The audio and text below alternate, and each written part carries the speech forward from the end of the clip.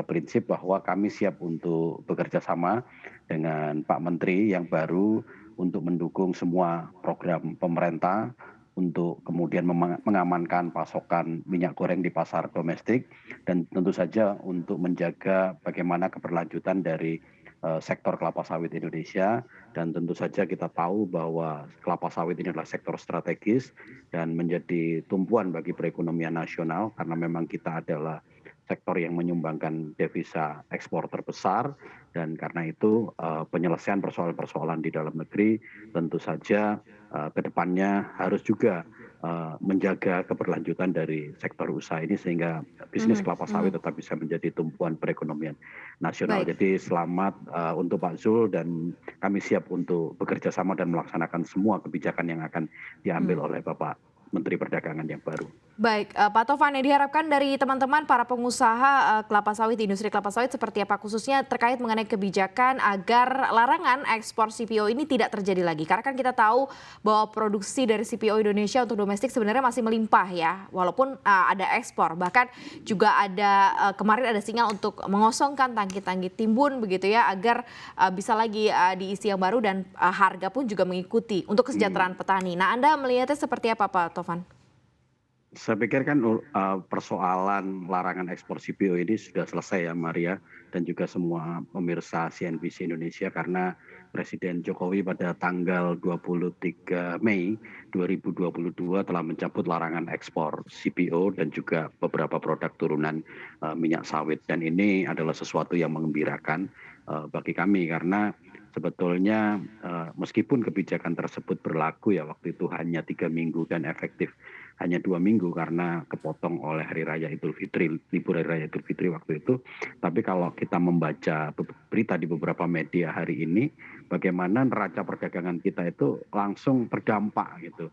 Karena restriksi yang diterapkan restriksi ekspor CPO. Jadi pelarangan ekspor CPO itu langsung dampaknya itu terhadap neraca perdagangan Indonesia. Dan tentu saja saya yakin bahwa pemerintah eh, juga mengetahui hal tersebut dan Mhm. tahu persis bahwa perekonomian kita, neraca perdagangan kita sangat mengandalkan dan sangat bertumpu kepada sektor ekspor minyak sawit karena kita lihat beberapa sektor yang lain seperti pariwisata Oke. kan belum sepenuhnya juga bisa memberikan sumbangan. Nah, dalam konteks Mhm. itu tentu saja kami siap juga untuk berdialog, berdiskusi dengan Bapak Menteri Perdagangan sehingga nanti ke depan ini industri sawit ini benar-benar bisa tetap menjadi tumpuan ekonomi nasional dan juga persoalan-persoalan di dalam negeri seperti isu minyak goreng dan lain sebagainya segera teratasi dan tidak ada lagi persoalan seperti yang terjadi kemarin. Jadi kami siap untuk bekerja sama Mhm. dan kami siap melaksanakan Oke. apapun kebijakan yang dikeluarkan oleh Baik, pemerintah. Seperti itu yang kalau bisa saya oke, sampaikan. baik Pak Tovan, terkait mengenai ekspor memang sudah selesai, sudah nggak ada isu lagi terkait, mengenai hal itu. Nah, Hmm. kemarin juga ada himbauan terkait mengenai pengosongan, tangki timbun atau flash out ya. Nah, sejauh ini seperti apa update-nya? Kemudian, dari sisi itu berapa yang sudah berhasil juga untuk keluar, ekspor nih sejauh ini? Hmm. Jadi flash out ini kan kebijakan percepatan ekspor ya karena memang sekarang kita lihat kemarin ya sejak kita memberlakukan beberapa kebijakan yang berubah ya sejak awal ada persoalan minyak goreng. Dari awal kami sampaikan bahwa kan sebetulnya persoalan utama itu kan bukan pada pasokan bahan baku kepada teman-teman produsen minyak goreng.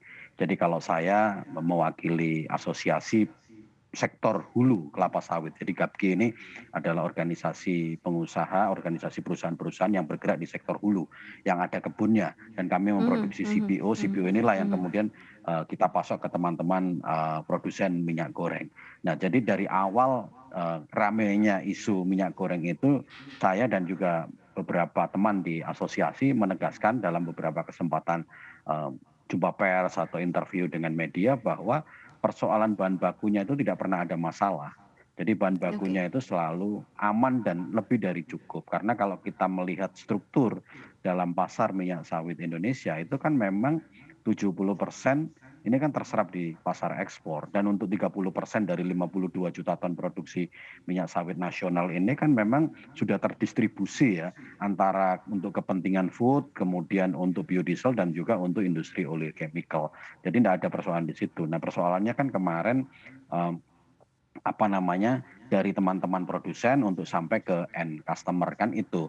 Misalnya proses distribusinya yang harus diperbaiki dan lain sebagainya dan kita selama Mhm. 4-5 bulan ya kita kemudian harus melaksanakan berbagai kebijakan yang berubah dan tentu ini agak menyulitkan sebetulnya bagi Mhm teman-teman mhm. pelaku usaha tidak saja di sektor hilirnya ya di produsen minyak goreng tapi sampai ke hulunya karena kebijakan yang berubah itu juga memberikan atau menurunkan kepastian investasi. Padahal kita ini Oke kan kalau oke. perusahaan-perusahaan yang punya komitmen ekspor, kita kan harus menjaga komitmen itu jangan sampai default dan lain sebagainya. Tapi